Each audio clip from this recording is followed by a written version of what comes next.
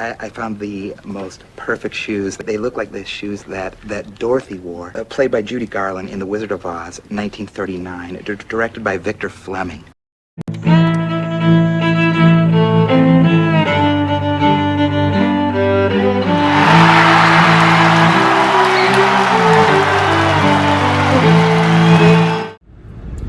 Welcome back to the Jack Sparrow channel. I am, of course, Jack, and while I wait for my spawn at school, I decided I wanted to rant about something rather silly. So, it's all about shoe sizes in the United States. I know, completely random. I purchased a pair of rollerblades yesterday in my shoe size, which is a size 10, as you must know. Anywhere between 10 and 11. It really depends on the manufacturer, and sometimes within what brand to brand and inside brand, which is my whole point of my rant about this, which I know is an odd thing to rant about. But I remember 10 to 15 years ago, you could walk in the store, find your size shoe. Oh, I need a size 10. You put that size 10 on your foot, boom, it fit. You go and you get an, I don't really like the shoe though. It looks like crap. I'm not buying it. I'm buying that. Oh, look at this one. You put that size 10 on your foot. Boom, it fit.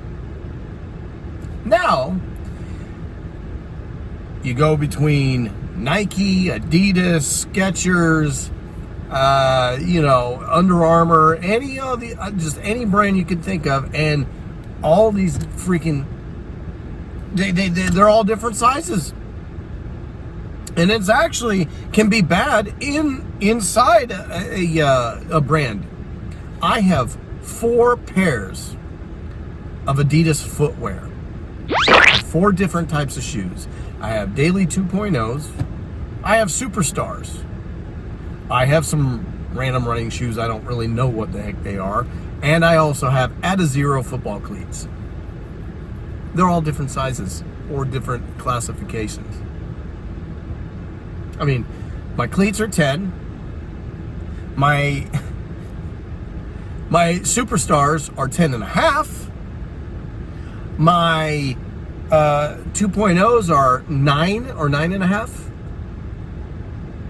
And my cleats are, I think they're 10 wide or something like that. I mean, it's absurd that within the brand there is no continuity within the brand. It's like I put on a size 10 Daily 2.0 when I went and bought the first pair of these that I got, and I could have fit. I was swimming it. I get what 9 and a half or whatever it is, and it fit. All right, well, I need a pair of Superstars again. I want another pair of Superstars, but I want to buy the ones online. Let's make sure they fit. So I grab a pair of Superstars and put on the 9 or 9 and a half, whatever it was.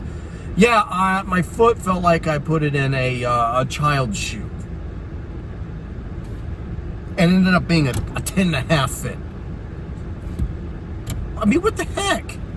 Now, I strongly suspect the increased workload that the slave labor in China... Oh, I'm sorry, did I say that?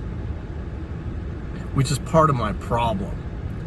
It's not so much the fact that the shoe size situation sucks and the quality now they suck. Superstars used to be awesome. When I wore them late 90s, early 2000s, before all the teeny boppers were wearing them, they had metal eyelets. You had real leather upper sole. They lasted forever. They were awesome shoes. Now these things, they fall apart like that. Oh, and they were only $30. Now these things are $80, $90 for a pair of shoes that suck.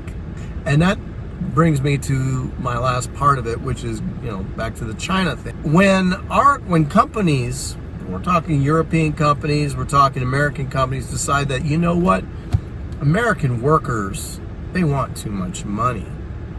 And the cost of things is too high here. So what we need to do is we need to take our manufacturing elsewhere.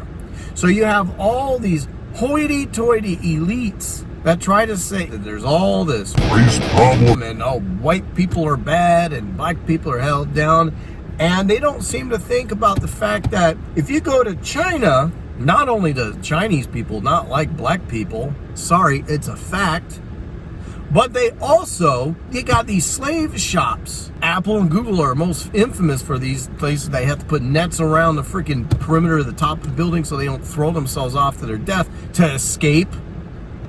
And they're like, you know, peeing in Gatorade bottles and doing all. It's a terrible situation. It's slavery. And you have NFL players equating an NFL contract with slavery. And then you go over there to China, and these people are making your freaking dang shoes. They get maybe, I don't know, paid a penny to do it, and the materials don't cost as much money. And then they turn around and sell you what should be a $30 shoe for $90 or $200. We have a real problem that goes way beyond the size of my freaking shoe and not being able to find the right size ever. There's a way bigger problem. We've lost touch with what really matters. You want to give people a living income to, you know, make a shoe, guess what? It's going to cost a little bit more. And it used to cost just a fine amount with less of the slave labor before everything is made in China. I can't look at anything without seeing a sticker on it that says, made in China. This made in China. I'm sure this was stamped in China. I'm sure this key was made in China. It's shameful. It's shameful how those people in China are treated by their government and the companies and European and American companies that knowingly employ these people and then come here and tell us how bad we are. It's disgusting. Anyway, that was my rant about shoes. I hope you have a fantastic day, and we'll talk to you again real soon.